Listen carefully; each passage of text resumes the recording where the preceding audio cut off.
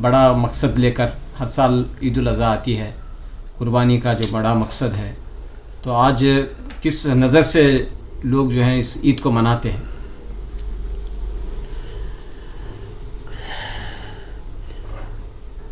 بسم اللہ الرحمن الرحیم، الحمد للہ وکفا والسلام علی عبادہ الذین اصطفیٰ، ما بعد۔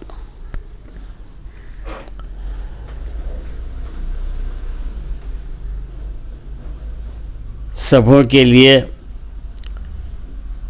عید الاضحیٰ کی مبارکبادی قبول ہو۔ شکریہ۔ اللہ تعالیٰ اس عید کو ہمارے لیے امن کا ذریعہ بنائے۔ کچھ لوگ نادانی سے اس عید کے لیے جو کام کرتے ہیں، ہم کو اسلام نے جو دعوت دی ہے، وہ دعوت سب کو لے کر چلنے کی، جیسے حضرت سعدی علیہ الرحمہ فرماتے ہیں، تو برائے وصل کردن آمدی، نہ برائے فصل کردن آمدی۔ تو دنیا میں جوڑنے کے لیے آیا ہے، توڑنے کے لیے نہیں آیا ہے۔ اس عید کو ہم جو ہیں اپنے جذبات کی قربانی دینا ہے، اپنے خواہشات کی قربانی دینا ہے، اس کو چھوڑ کر جانوروں کو لے کر گھومنا، یہاں سے وہاں لے جانا، وہاں سے لے آنا، اور قربانی تو واجب ہے، نماز فرض ہے، نماز کو چھوڑ کر اس طرح کی قربانیوں میں اپنے اوقات کو جو ہے ضائع کر کے دوسروں کو تکلیف پہنچانا کہاں اچھا لگتا ہے۔ آپ دیکھتے ہیں کہ ہمارے آقا جناب محمد رسول اللہ صلی اللہ علیہ وسلم نے ہمیں پاکی پر زور دیا۔ حدیث میں فرمایا الطہور شطر الایمان، زیادہ پاکی حاصل کرنا یہ ایمان میں داخل ہے، ایمان کا حصہ ہے۔ لیکن اسے چھوڑ کر ہم جو ہیں غلاظت کو پھیلا رہے ہیں، اس سے کتنا نقصان ہو رہا ہے، لوگوں میں نفرت پیدا ہو رہی ہے، اسلام سے دوریاں پیدا ہو رہی ہیں۔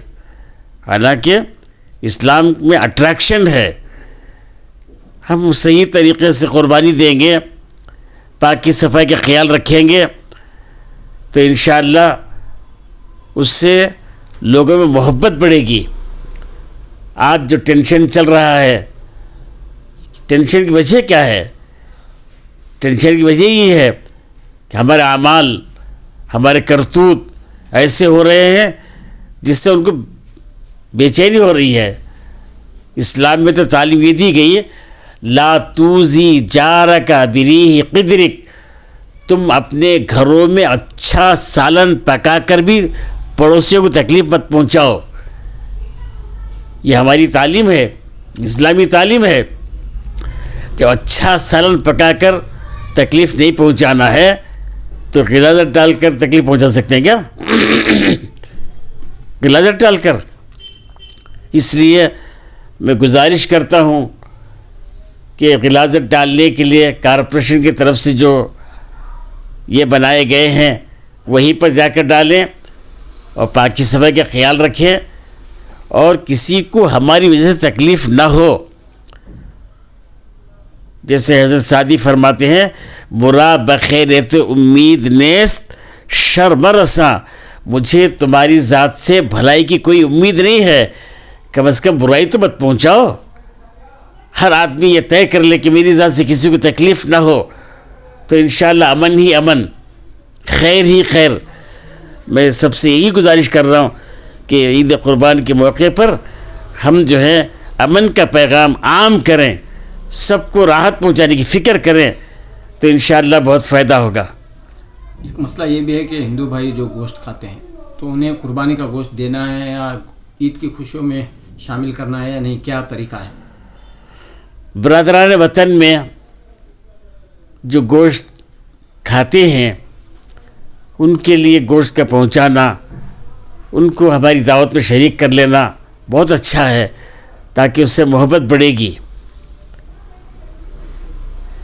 تو ایک اتحاد کا پیغام، اتحاد کا پیغام بھی عام ہوگا. ہاں اتحاد کا پیغام بھی عام ہوگا. معنی خوشی ہے کہ جی، تو اس خوشی کے موقع پر سب کو شامل کرنے کی سب کو شامل کر لیں. جو گوشت کھا رہے ہیں ان کو شامل کر لیں اور ان کو یہاں پہنچائیں. تو ہم دیکھتے ہیں کہ حالات کو بگاڑنے کی بھی چند کوششیں ہو رہی ہیں، کیونکہ اب کرناٹک میں بھی الیکشنز قریب آ رہے ہیں. تو کیا کہنا چاہ رہے ہیں آپ؟ یہی گزارش کر رہا ہوں کہ حالات کو بگاڑنے نہ دیں.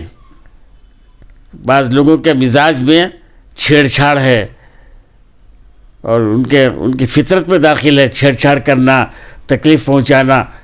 تو ہم جو ہیں ذرا حکمت کے ساتھ کام کر لیں گے تو انشاءاللہ چھیڑ چھاڑ بھی نہیں ہوگی اور امن کے ساتھ کام ہو جائے گا. مولانا سید ارشد مدنی صاحب نے جو بیان دیا کہ گائے کو جو ہے قومی جانور اعلان کیا جائے، تو اس کے معاملے کو لے کر، جو گائے کے معاملے کو لے کر ہمیشہ سیاست ہوتی ہے. جب بھی بقرعید آتی ہے تو اس معاملے کو سیاسی رنگ دیا جاتا ہے. تو اس کا مستقل حل مولانا نے پیش کیا ہے. حضرت مولانا ارشد مدنی صاحب، حضرت مولانا سید ارشد مدنی صاحب دامت برکاتہم جو ہیں، جو یہ حکومت کو ایک رائے دی ہے کہ اس کو نیشنل بنا دیا جائے، جیسے مور کو بنا دیا گیا ہے. تو اس سے فائدہ یہ ہوگا کہ ہندوستان سے الکبیر ختم ہو جائے گا. اور کیا ہے؟ الکبیر میں کون ہے؟ اور الکبیر کون کر رہا ہے؟ یعنی کہ گوشت کا کاروبار کرنے والے وہی لوگ ہیں جو وہی گوشت کا کاروبار ہی ختم ہو جائے گا. تو پھر انشاءاللہ پھر کوئی کبھی اس کے بارے میں آواز نہیں اٹھائے گا. حضرت کی رائے بہت اچھی ہے. وہ کیا پیغام رہے گا حج کے موقع پر؟ بس جتنے لوگ حج کر چکے ہیں وہی سے طے کر کے آئیں کہ میری زندگی بدل جائے. اگر خدا نخواستہ حج کے بعد، واپسی کے بعد وہی جھوٹ، وہی دھوکہ، وہی غبن اور وہی جو ہے تکالیف دینا، وہی پرانی عادت ہی رہی تو حج ہی نہیں ہوا. وہ حج کی صحیح علامت، حج کی قبولیت کی علامت یہ ہے کہ اس کی زندگی میں تقویٰ آ جائے. تقویٰ آ گیا سمجھو کہ اس کا حج قبول ہو گیا.